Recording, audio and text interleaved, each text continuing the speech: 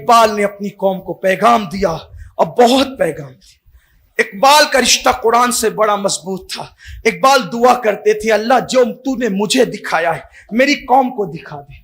ہم نے اپنے بڑے بزرگوں سے سنا ہے کہ اقبال جب تلاوت کرتے تھے رات کو قرآن کی، اقبال جب تلاوت کرتے تھے، وہ شاعر تھا، دنیا اسے شاعر کی حیثیت سے جانتی ہے، لیکن اقبال کی زندگی یہ تھی کہ جب اقبال رات کو قرآن کی تلاوت کرتا تھا تو صبح کو وہ قرآن کا مصحف اٹھا کر کے گھر والے دھوپ میں رکھتے تھے۔ وہ قرآن اس لیے دھوپ میں رکھا جاتا تھا کہ اقبال تلاوت کرتے ہوئے اتنا روتے تھے کہ ان کے آنسو اتنے پڑتے تھے کہ قرآن بھیگ جاتا تھا اور پھر جو ہے وہ دھوپ میں سکھایا جاتا تھا روزانہ۔ اس طرح تلاوت کرتے تھے اقبال، بڑا رشتہ مضبوط تھا ڈاکٹر اقبال کا قرآن سے۔ اسی لیے اقبال نے جو باتیں کہی ہیں وہ کسی شاعر کے یہاں جلدی سے آپ کو نہیں ملتی۔ غالباً انہی نے کہا ہے کہ وہ زمانے میں معزز تھے مسلمان ہو کر اور ہم خار ہوئے تاریخ قرآن ہو کر۔ بڑی باتیں کہی ہیں اقبال نے، لیکن میرا عنوان وہ نہیں ہے۔ تو اقبال نے اپنی قوم کو مخاطب ہو کر ایک پیغام دیا ہے، انہوں نے عکاسی کی ہے، عکس لیا ہے قوم کے کیریکٹر کا اور بیان کیا ہے۔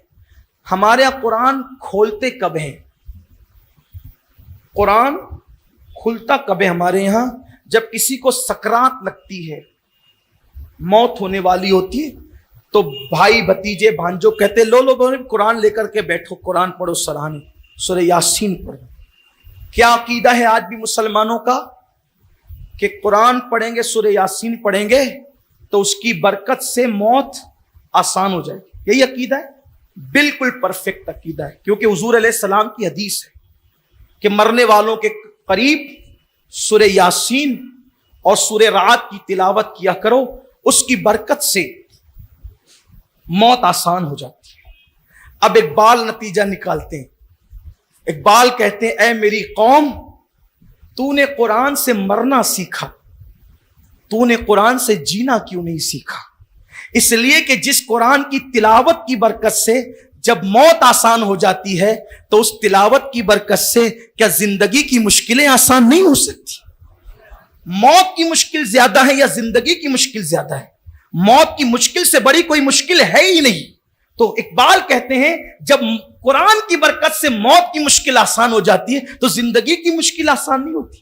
پڑھیں قرآن، کھولیں قرآن، قرآن سے قریب آئیں، قرآن منشور ہے، اس کو پڑھیں، دیکھیں، ترجمہ پڑھیں، ترجمہ اردو زبان میں کنز الایمان ہمارے پاس ہے، اس کو دیکھیں، غور کریں قرآن کہتا کیا ہے۔ اللہ تعالیٰ سے دعا ہے کہ ہماری پوری قوم کو اللہ قرآن کے قریب کرے، یہ امت پھر قرآن کے قریب آئے۔ حضور نے 23 سال کی قلیل مدت میں جو انقلاب پیدا کیا ہے قرآن کی برکت سے۔ حضور نے قرآن پڑھا، لوگ چلے آئے، قریب آ گئے۔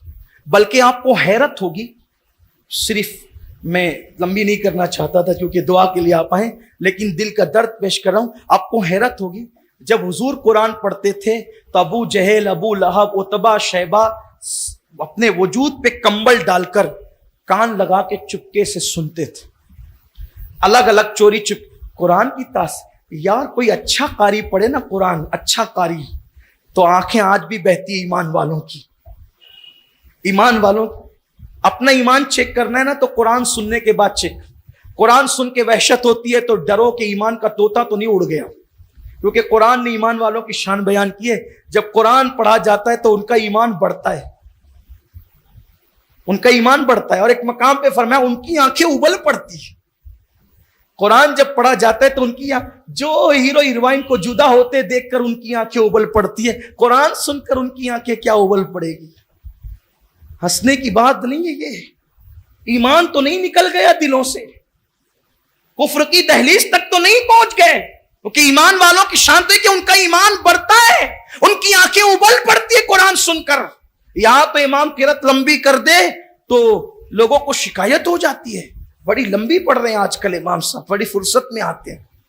لا الہ الا اللہ، قرآن سننے کے لیے ٹائم تو وہ لوگ، تو آج عام قاری اچھا قرآن پڑھتا ہے تو اتنا مزہ آتا ہے صاحب قرآن جب خود قرآن پڑھتے ہوں.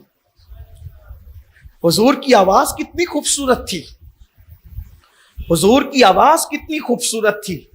حضرت داؤد کی آواز کا معجزہ یہ ہے کہ جب آپ اللہ کا کلام پڑھتے تھے تو پرندے ٹھہر جاتے تھے, اور حضور جب قرآن پڑھتے تھے تو ان کے آواز سننے کا مشتاق خود اللہ ہوتا. قل کہہ کے اپنی بات بھی لب سے تیرے سنی, اللہ کو ہے اتنی تیری گفتگو پسند. حضور کی آواز بہت خوبصورت, بڑی حسین آواز تھی حضور کی. حضور ہی حسین حسن والے تھے, بہت حسن والے تھے. اللہم صلی علی سیدنا و مولانا محمد وعلی آل سیدنا محمد صاحب الحسن والجمال صلی اللہ علیہ وآلہ وسلم.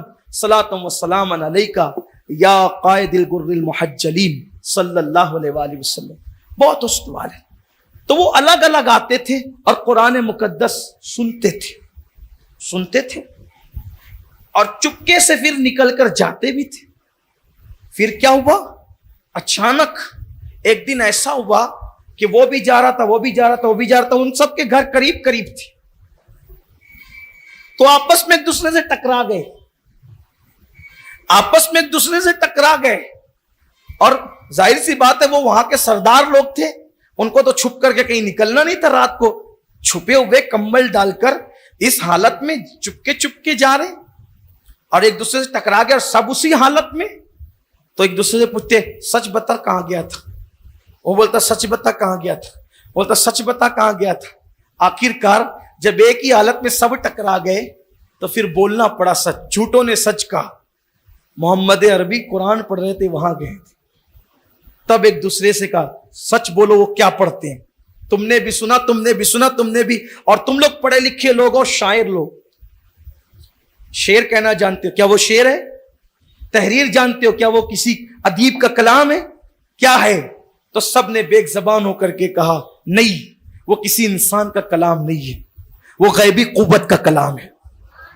اور پھر کسی نے کہا ماننے میں کیا جاتا ہے, تو پھر کہتے ہیں مان لیں گے تو اقتدار چلا جائے. دیکھا, سب کو پتا ہے یہ جو دنیا آپ سے گھبرا رہی نا, یہ دنیا جو آپ سے گھبرا رہی, انہیں پتا ہے کہ آپ کے پاس طاقت کیا ہے.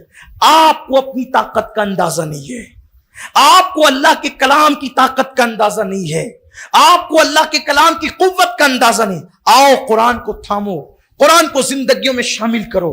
قرآن مقدس کان کا استعمال, آنکھ کا استعمال, زبان کا استعمال, ہر چیز کا استعمال بتا رہا ہے. قرآن مقدس ہماری اپنی ذات پر غور کرنے کا حکم دے رہا ہے. دیکھو سائنس پیچھے پیچھے چل رہی ہے, قرآن آگے آگے چل رہا ہے. اللہ اکبر. لوگ پہلے آسمان و زمین کے درمیان کا خلا دیکھتے تھے, وہ کہتے تھے یار اس میں کیا کام ہے, یہ ایسے خالی پڑا ہوا ہے. لیکن اللہ فرماتا ہے ہم نے زمین اور آسمان کے درمیان کے خلا کو فضول نہیں پیدا کیا, عبث نہیں پیدا کیا. قرآن بتاتا ہے یہ جو رات و دن آتے جاتے ہیں اس میں اللہ کی حکمتیں ہیں, یہ صبح و شام آتے جاتے اس میں اللہ کی حکمتیں ہیں, یہ تاروں کی پیدائش میں اللہ کی حکمتیں ہیں. یہ سب قرآن نے گفتگو کی ہے, ہم نے چھوڑا, دوسروں نے اس پہ غور کیا. آئیے پھر قرآن کی طرف پلٹیے. اللہ سے دعا ہے اللہ سب سے پہلے مجھے اور آپ سب کو قرآن اور صاحب قرآن سے اپنے رشتے کو مضبوط کرنے کی توفیق عطا فرمائے.